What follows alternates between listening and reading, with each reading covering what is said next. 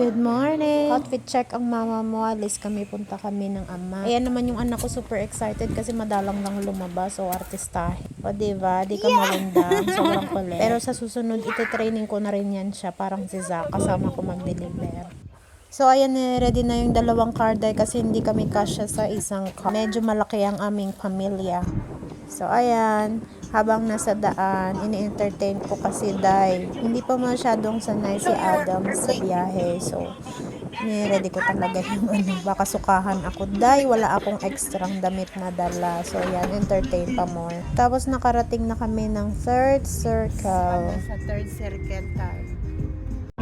And then, the next circle, ayan, may kita mo yung hotel na yan na sarado. Ang tawag ay Bellevue. Kapag nakita mo yan sa malayo, parang alam mo na malapit ka na ng Tani. And here we arrive at the first circle, Rainbow Street. Ganyan yung itsura niya dahil sa umaga. Wala masyadong ganap. Pero mamayang gabi, tingnan nyo yung view. Ang ganda-ganda dyan kapag kagabi. So now, we are about to go to Abu Khalid. Ayan, nakarating na nga kami sa restaurant na Chinese. And then, upo na ang lola mo. Ayan, na sila, prepare ng table na mahaba. Ayan, kunwari tumitingin ako dahil, pero wala talaga akong pambayad. So, para ma-entertain yung mga bata habang naghihintay, pinanood ko muna sa cellphone. Hindi naman siguro masama. Para walang panggulo sa buhay dahil. And then, finally, ayan na yung food. Ayan, dumating na yung 4 na piraso ng spring roll. Tsaka yung kani salad nila masarap. Naman yung chicken dynamite na akala namin ay nasa sili. Tapos ayan yung sizzling beef. Akala ko sili. No, it's a beef.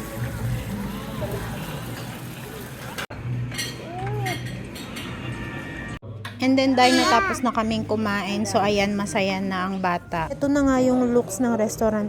Bahay siya na ginawang resto. The food is good and maganda yung ambience.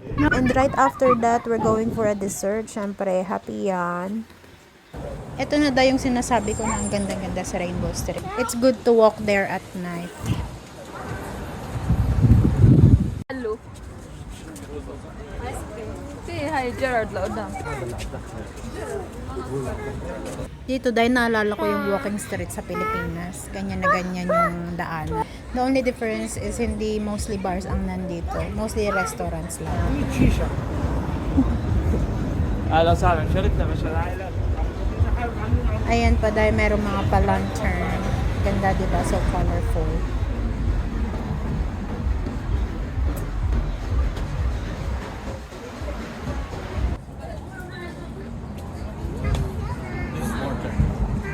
Which one?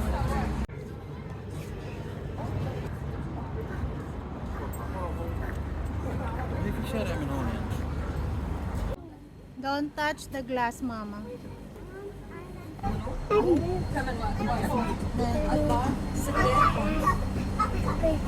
Which one you like? Which ice cream you like? What you want, pistachio?